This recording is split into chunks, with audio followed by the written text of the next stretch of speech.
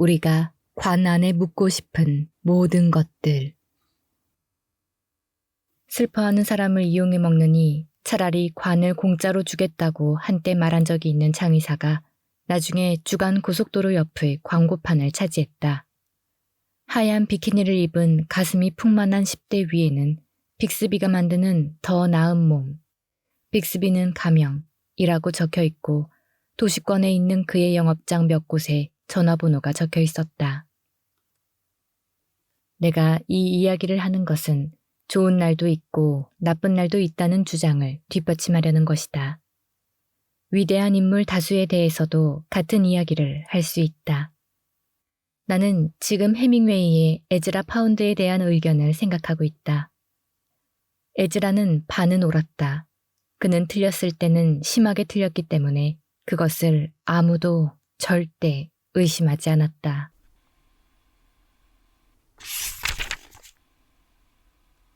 하지만 우리가 파운드의 그릇된 정치적 태도 때문에 강 상인의 아내를 잊지 말아야 할까? 분노가 숭고한 것을 침묵시켜야 할까? 똑같은 것을 빅스비 씨의 기억에 남을 만한 두 발언에 대해서도 물을 수 있을 것이다. 또는 내가 오랫동안 존경했던 한 사제가 말했듯이 예언은 시와 마찬가지로 시간제 일이다. 나머지 시간에는 그저 발이 입에 들어가지 않게 하려고 노력할 뿐이다. 나는 그가 나에게 뭔가 말해주려고 하고 있다고 생각한다. 사실 나의 직업은 두 발을 땅에 단단히 붙일 필요가 있다. 하지만 자주 생각하는 일인데 그것은 균형을 잡기 위해서라기보다는 이쪽 발이나 저쪽 발이 내 입 안으로 들어가려는 것을 막기 위해서다. 나는 관을 팔고 시신의 방부 처리를 하고 장례를 지도한다. 여론조사원들은 일반 대중에게서 장례 지도사에 대한 엄청난 양가 감정을 발견한다. 내가 다시는 댁을 보고 싶어 하지 않는다 해도 이해해 주시기를 바랍니다. 나의 고객 가운데 가장 흡족해하는 사람도 그렇게 말할 것이다. 나는 이해한다. 거리에서 길을 막고 시민 대부분에게 물어보면 장례 지도사는 주로 사기꾼들이라는데 동의할 것이다. 내가 거래하는 사람만 빼고. 그들은 예측한 대로 그렇게 덧붙이겠지만 나의 주요한 친족의 이름을 집어넣어라. 의 장례를 치러준 사람은 정말 도움을 주었고 정말 보살펴 주었고 우리를 가족처럼 대해 주었다.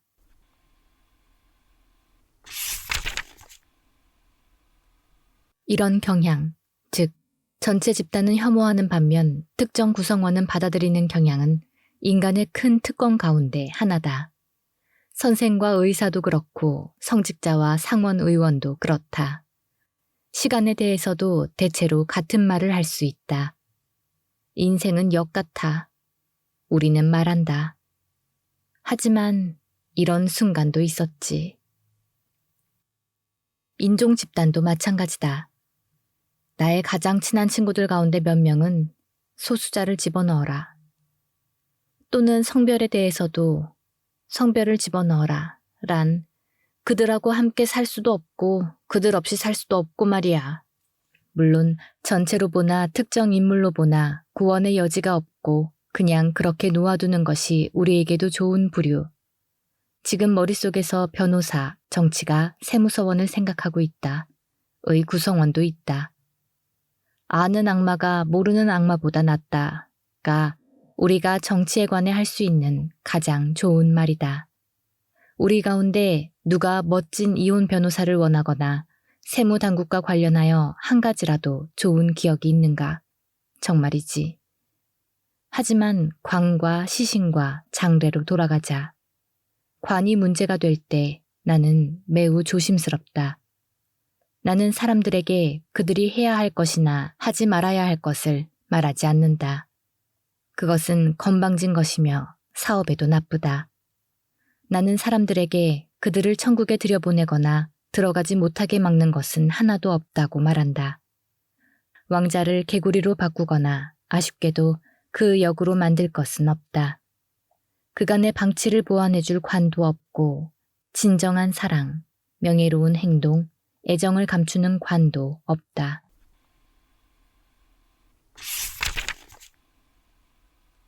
뭔가가 하는 일로 그 가치를 측정할 수 있다면 관이 무엇을 하는지 이 동사가 살아있지 않은 대상과 관련을 맺는 상황에서 파악해보는 것이 도움이 될지도 모른다. 여기에서 손잡이를 생각하고 있는 사람이 과연 몇이나 될까? 누가 죽으면 우리는 거기에 손잡이를 달려고 한다. 죽은 사람들은 움직이지 않기 때문이다. 이것은 내가 꾸며내는 말이 아니다. 다음에 집안의 누가 숨을 멈추면 일어나서 전화를 받으라든가 냉수를 좀 갖다 달라든가 고양이를 내보내라고 말해보라. 움직이지 않을 것이다. 죽었기 때문이다. 죽은 사람을 밖으로 끌어내는 것보다 살던 동굴을 바꾸는 것이 쉬웠던 때가 있다. 지금은 그렇게 쉽지가 않다. 우체국, 설비, 폐쇄 비용 등의 문제가 있다. 이제는 죽은 사람을 옮겨야 한다. 빠를수록 좋다는 것이 경험치이기는 하나 무조건 경험만 있다고 이것을 알 수 있는 것은 아니다. 이것은 죽은 사람을 이곳저곳으로 옮기는 것은 음침하고 끔찍한 잡일이었다. 그리고 대부분의 잡일과 마찬가지로 여자에게 맡겨져 있었다. 나중에는 높은 명예라는 것이 드러났다. 전례적인 역할로서 관을 옮기는 것은 행렬에서 특별한 자리, 특별한 행동, 또 종종 정말 특별한 복장을 요구했다. 죽은 사람을 이쪽 저쪽으로 옮기는 것이 잡일이 아니라 명예가 되자 남자들이 의욕적으로 그 일을 떠맡았다. 이 점에서 이것은 우주의 역사를 닮았다. 약탈하는 무리로부터 보호를 하는 일이나 고기 단백질원의 공급, 나아가서 최근의 음식 준비와 아이 돌봄 가운데 어떤 고도로 전문화된 복잡한 진화에서도 비슷한 일이 일어났다. 여자들이 이런 명예의 발견에 적어도 참여를 했거나 중요한 도움을 주었을 거라고 생각한다면 그런 생각은 혼자 간직하는 게 좋을 것이다. 지금이 그런 생각을 하기에 좋은 시절은 아니다. 하지만 다시 샛길로 빠지고 있다. 일로 돌아가 보자. 거의 모든 관이 하고 있는 일 가운데 여러분이 보게 되는 또 한 가지는 수평을 유지한다는 것이다. 이것은 관을 만드는 사람들이 우리 종이 이런 일을 평평한 데서 하는 것을 더 좋아한다는 이미 입증된 선호를 진지하게 받아들였기 때문이다. 물론 서서도 차 안에서도 심지어 거꾸로도 할 수 있다. 하지만 대부분은 뭔가 평평한 것을 찾으러 간다. 아마 이것은 중력이나 물리학이나 피로 탓일 수도 있다. 따라서 운반할 수 있는 수평적인 것이어야 하는데 이 기본적 속성에 우리는 세 번째를 추가할 수 있다. 몇백 파운드가 들어갈 만큼 튼튼해야 한다. 관의 바닥이 꺼지는 것만큼 좋은 장르에서 김을 빼는 일은 없다고 말할 수는 있으나 그 근거가 나의 개인적 경험이 아니라는 게 다행이다. 하지만 여러분 가운데 이런 일이 벌어졌다는 이야기를 들어보지 못한 사람이 몇이나 되는가?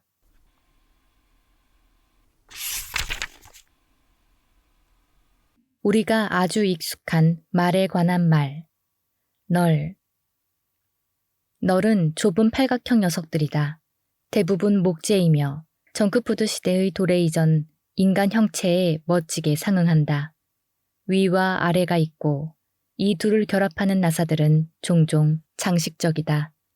어떤 경우는 손잡이가 있고 어떤 경우는 없지만 모두 운반이 가능하다. 뚜껑은 마음대로 열고 닫을 수 있다. 관은 직사각형에 더 가깝고 뚜껑에는 경첩이 달려 있으며 시신을 그 안에 넣고 운반할 수 있고 염을 할 수도 있다. 형태 외에 이 둘은 아주 비슷하다. 이들은 나무와 금속과 유리와 도기와 플라스틱과 시멘트로 만들어져 왔다. 또 무엇으로 만들었을지 누가 알겠는가? 둘 다 가격이 얼마냐가 중요하다. 그러나 관은 기본적인 용도 이상의 무엇, 상자의 내용물에 관한 무엇을 암시한다. 그 함의는 그 안에 뭔가 귀중한 것이 들어있다는 것이다. 조상, 전래의 갑오, 보석, 오래된 연애편지. 관은 어떤 귀한 것의 잔재나 아이콘이다. 따라서 관과 널의 관계는 묘와 동굴의 관계, 무덤과 땅 구덩이의 관계, 화장용 장작과 모닥불의 관계와 같다. 무슨 말을 하고자 하는지 알겠는가? 또는 예를 들어 송덕문과 연설, 엘레지와 시, 가정과 집, 남편과 남자의 관계와 같다. 이 부분이 아주 마음에 든다. 내 말에 취하고 있다.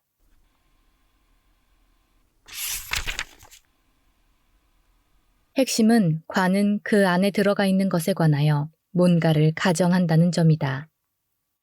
그것은 죽은 몸이 누군가에게 중요하다고 가정한다. 어떤 사람들에게 이것은 당연한 소리를 하는 것처럼 들릴 것이다. 하지만 어떤 사람들에게는 내 짐작으로 아마 그렇지 않을지도 모른다. 건물들이 폭파되고 비행기들이 하늘에서 떨어질 때 또는 전쟁에서 이기거나 질 때, 이때는 죽은 사람들의 몸이 정말로 중요하다. 우리는 돌아오기를 원한다. 그들을 다시 보내주려는 것이다. 우리 자신의 조건에 맞게, 우리 자신의 속도로. 너는 허락, 용서, 우리의 존경 없이는 떠날 수 없다고 말하고 싶은 것이다. 작별 인사를 할 기회를 원한다고 말하고 싶은 것이다. 널과 관은 둘 다 죽은 사람을 위한 상자다. 둘 다 그 임무에 완전히 적합하다. 둘 다 다른 대부분의 상자보다 값이 더 나간다. 그것은 우리가 그 안에 넣는 몸 때문이다. 어머니와 아버지, 어머니와 아버지와 아들, 딸과 자매와 형제와 친구. 우리가 알고 사랑했거나 알고 미워했던 사람의 몸. 또는 그 몸의 주인은 잘 알지 못했지만 그 사람을 알았고 이제 그를 떠나보내며 슬퍼하는 누군가를 알고 있을 수도 있다.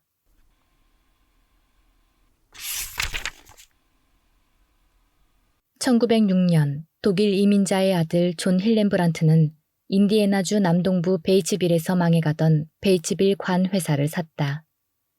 그는 운송사업의 형태를 따라 주로 목재가 지배하던 제품에서 자연에 노출되어도 내부를 보호해주는 금속 제품으로 옮겨갔다. 남자들이 정부에서 제작한 상자에 담겨 집으로 돌아오던 양차 세계대전 기간 또 그 후 베이츠빌이 성공적으로 홍보하던 개념은 지속과 보호였다. 똑같은 전쟁이 영국인에게는 다른 교훈을 가르쳤는데 첫 반세기 내내 매장지가 이따금씩 폭격으로 훼손되던 광경은 지속과 보호가 이제는 죽은 사람들에게 장담할 수 없는 호의라는 것을 보여주었다. 그 결과 영국에서는 화장으로 거의 완전히 돌아서게 되었다. 흙에 묻는 것은 안전한 사회와 정착된 사회가 하는 일이다. 이것은 죽은 자들이 그들에게 할당된 작은 땅에 남아있고 산자들이 주위에 살면서 무덤을 돌봐줄 것이라고 전제한다. 그런 환경에서는 지속과 보호라는 환상이 힘을 얻는다. 북미에서는 이동성과 공포와 점점 효율적으로 바뀌어가는 파괴 테크놀로지가 지배하는 인구학과 지리학에 정비례해서 화장률이 상승했다. 관이 공기와 습기를 완전히 막아준다는 생각은 많은 가족에게 중요하다. 그러나 어떤 가족에게는 아무런 의미가 없다. 둘 다 옳다. 그것이 왜 중요하지 않은지 아무도 설명할 필요가 없다. 그것이 왜 중요한지 아무도 설명할 필요가 없다. 하지만 베이츠빌은 중요할 수도 있다고 생각하여 1940년대 틈막이를 이용한 첫 밀봉관을 만들어냈고 여기에 20게이지 두께의 강철로부터 구리와 청동까지 사용하여 모든 가격대의 금속관을 내놓았다. 그들이 배운 것 한 가지는 인류의 96%가 세로 6피트, 가로 2피트, 높이 2피트, 약간의 차이는 있을지라도 의 내부 크기를 가진 관 안에 들어간다는 사실이었다. 그들이 크기를 파악하고 또 사람들이 관에서 원하는 것이 무엇인지 보호와 지속, 알아내자 그 다음부터 힐렌브란트 형제들은 어떤 경쟁자보다 더 많이 만들고 더 많이 파는 역사를 기록해 나갈 수 있었다. 실제로 그들은 그렇게 해왔다. 우리는 그들을 영화에서 교회에 들고 들어가고 나오는 장면을 보여주는 저녁 뉴스에서 연구차에서 내리는 무덤가에서 본다. 북미에서 누군가 관에 들어가 있다면 그 관은 베이츠빌일 가능성이 반 이상이다.